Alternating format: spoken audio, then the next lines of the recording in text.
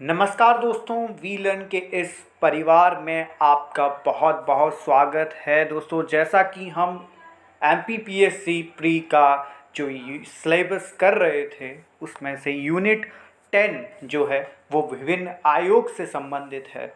ठीक है, तो इस परिवार में आपका बहुत बहुत स्वागत है। आप हमसे जुड़े। आई होप आपने सबसे पहले हमारा वीडियो पुश करके चैनल को सब्सक्राइब किया होगा और हमारे चैनल को सब्सक्राइब करके आप हमारे परिवार के मेंबर बन चुके होंगे। ठीक है, तो दोस्तों शुरू करते हैं विभिन्न आयोग में यूनिट 10। ठीक है, देखते हैं भारतीय निर्वाचन आयोग।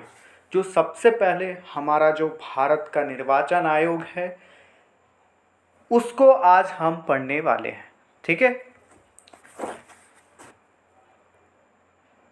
सबसे पहले आप देखिए आर्टिकल।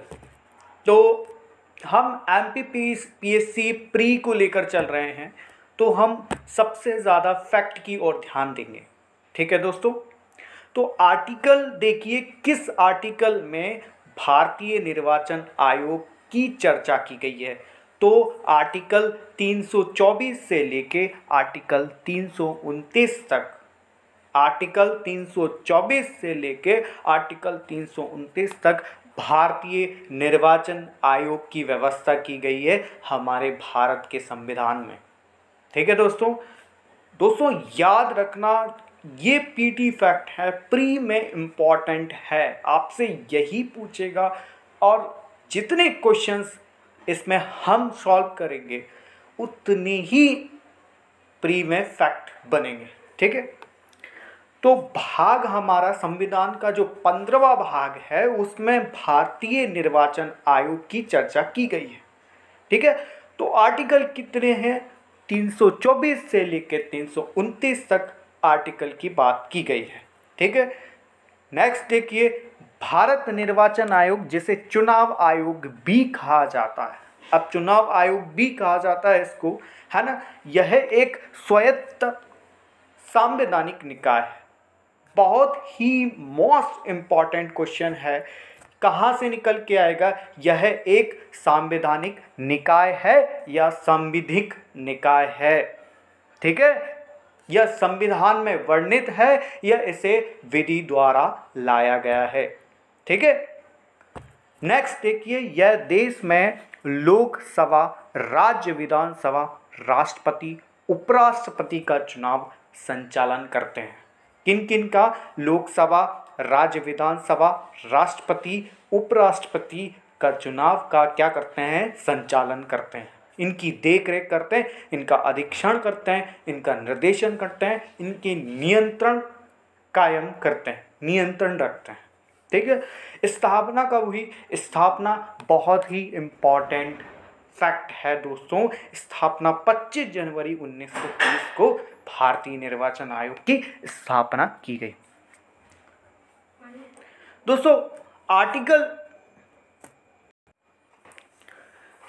आर्टिकल देखिए, आर्टिकल 324 क्या कहता है?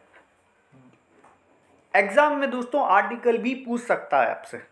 ठीक है, तो आर्टिकल 324 कहता है निर्वाचन के अधीक्षण, निर्देशन, नियंत्रण का निर्वाचन आयोग में निहित होना। ठीक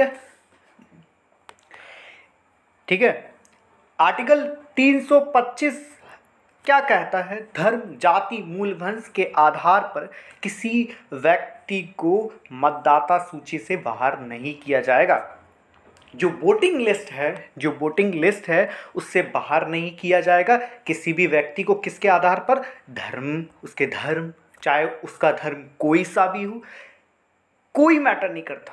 कोई उसकी जाति क्या है, कोई मैटर नहीं करता दोस्तों। मूलवंश क्या है, कोई मतलब नहीं है, सभी एक समान है। ठीक है, मतदाता सूची में सभी का नाम आएगा जो 18 वर्ष की उम्र पार कर चुका होगा। इनके आधार पर मतदान के लिए अयोग्य ना ठहराया जाना, ये आर्टिकल 325 में दे रखा है। याद रखना दोस्तों, है ना। आर्टिकल 326 क्या कहता है? लोकसभा, और राज्यों की विधानसभाओं के लिए निर्वाचनों का वयस्क मताधिकार के आधार पर होना चाहिए। वयस्क मताधिकार क्या होता है? वयस्क मताधिकार होता है जिसकी आयु 18 वर्ष से अधिक कर दी गई है, अधिक हो गई है, उसके मतदाता सूची में उसका नाम है, उसे वयस्क मताधिकार कहते हैं।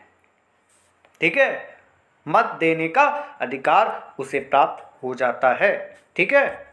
आर्टिकल 327, आर्टिकल 327 में क्या वर्णित है? विधानमंडलों के लिए निर्वाचन के संबंध में, विधानमंडलों के लिए निर्वाचन के संबंध में उपवन करने की किसकी शक्ति है? संसद की शक्ति है। ठीक है, कोई भी नियम बनाने की शक्ति संसद के पास है। ठीक है। आर्टिकल 328, आर्टिकल 328 क्या कहता है? किसी राज्य के विधानमंडल के लिए निर्वाचनों के संबंध में उपवन करने की उस विधानमंडल की शक्ति होगी, विधानमंडल की शक्ति होगी। ठीक है, इसमें ये दे रखा है, किसी राज्य के विधानमंडल के लिए निर्वाचनों के संबंध में उपवन करने की किसकी शक्ति होगी? विधानमंडल की। ठीक है, जैसे संसद की शक्ति है, इसमें विधानमंडल की है। ठीक है। आर्टिकल 329 देखिए, लास्ट आर्टिकल है इसका, निर्वाचन संबंधी मामलों में न्यायालयों के हस्तक्षेप का वर्जन। ठीक है, न्यायालय इसमें हस्तक्षेप नहीं करेगा। ठीक है, 329 में ये आर्टिकल। तो आपके पास 324, 25, 26, 27, 28, 29 दोस्तों याद कर लेना। इन आर्टिकल में से क्या क्या क्या पूछ ले, आपको सब याद होना चाहिए। दोस्तों इस वीडियो को बनाने में बहुत मेहनत लगी है दोस्तों। प्लीज़ आपके एक लाइक, शेयर और आपके सब्सक्राइब से मुझे बहुत प्रेरणा मिलेगी और आगे मैं आपके लिए सभी जो आयोग हैं यूनिट 10 मैं कंप्लीट करूंगा। ठीक है, तो प्लीज़ आप नए हों तो प्लीज़ वीडियो को पुश करके पहले हमारे अपने चैनल को सब्सक्राइब कीजिए वीलन। ठीक है, और हमारे परिवार का हिस्सा बनिए। ठीक है, 1989 से पहले, ये फैक्ट है दोस्तों, बहुत ही महत्वपूर्ण फैक्ट है। 1989 से पहले निर्वाचन आयोग एक सदस्यीय निकाय था। ठीक है, तो इसमें 3 सदस्य होते हैं दोस्तों। पहले 1989 में क्या था? एक सदस्य ही था। ठीक है, निर्वाचन आयोग का एक सदस्य ही था। ठीक है, जबकि इसके बाद 3 सदस्यीय कर दिया गया। 1989 के बाद क्या कर दिया? 3 सदस्यीय कर दिया गया। ठीक है, नेक्स्ट देखिए, वर्तमान में एक मुख्य निर्वाचन आयुक्त और 2 अन्य निर्वाचन आयुक्त होते हैं। ठीक है, तो लगभग तीन सदस्य होते हैं इसके, एक मुख्य निर्वाचन आयुक्त होता है और 2 अन्य निर्वाचन आयुक्त होते हैं। मुख्य निर्वाचन आयुक्त कौन है? अभी नहीं, मुख्य निर्वाचन आयुक्त जो प्रथम बना हुआ था वो कौन थे? सुकुमार सेन। ठीक है, क्वेश्चन यहीं से आएंगे दोस्तों और कहीं बाहर से नहीं आएंगे मेरे दोस्तों, यहीं से क्वेश्चन बनना है। वर्तमान मुख्य निर्वाचन आयुक्त कौन है? सुशील चंद्रा। सुशील चंद्रा को अभी बनाया गया दोस्तों सुनील अरोड़ा जी को पद से हट गए हैं और सुशील चंद्रा की नियुक्ति हो चुकी है। ठीक है, इनका कार्यकाल जो है वो 6 वर्ष से लेकर 65 वर्ष का होता है दोस्तों। यह इन दोनों में 6 वर्ष या 65 वर्ष कोई भी एक पूरी हो जाए। ठीक है, 6 वर्ष हो जाए, ठीक है, कार्यकाल करते हुए 6 वर्ष हो जाए या 65 वर्ष की आयु पूर्ण कर चुका हो तो क्या इनका कार्यकाल समाप्त हो जाता है। इसमें आयुक्त जो होते हैं वो IAS रैंक के अधिकारी होते हैं। ठीक है, इसका सचिवालय कहाँ होता है? इसका सचिवालय दिल्ली में है, नई दिल्ली में है ना दोस्तों। यहीं से बनेंगे दोस्तों, प्री के जो फैक्ट हैं यहीं से बनना है। ठीक है, इनको हटाने का प्रावधान जो है वो न्यायाधीश को हटाने के समान ही है और इनका जो वेतन भी है वो न्यायाधीश के जो सर्वोच्च न्यायाधीश है, जो सुप्रीम कोर्ट है हमारा, वहाँ के जो उच्च न्यायाधीश हैं उनका जो वेतन है और उनके हटाए जाने का प्रावधान भी समान है। ठीक है, याद रखना। निर्वाचन आयुक्तों को चुनाव लोकसभा अध्यक्ष, राज्यसभा के उपाध्यक्ष कौन कौन करते हैं? इनका आयुक्तों का चुनाव लोकसभा के अध्यक्ष करते हैं, राज्यसभा के उपाध्यक्ष, लोकसभा में विपक्ष के नेता, कानून मंत्री और प्रधानमंत्री की अध्यक्षता में एक कॉलेजियम का गठन किया जाता है। कॉलेजियम का गठन किया जाता है और वह क्या करता है? प्रधानमंत्री की अध्यक्षता में वह एक नाम नामित करते हैं, है ना।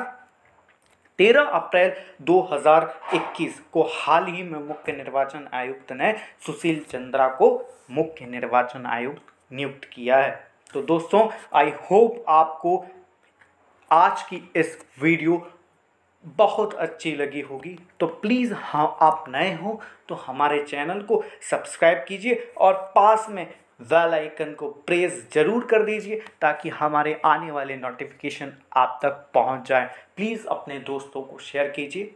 धन्यवाद दोस्तों, थैंक यू।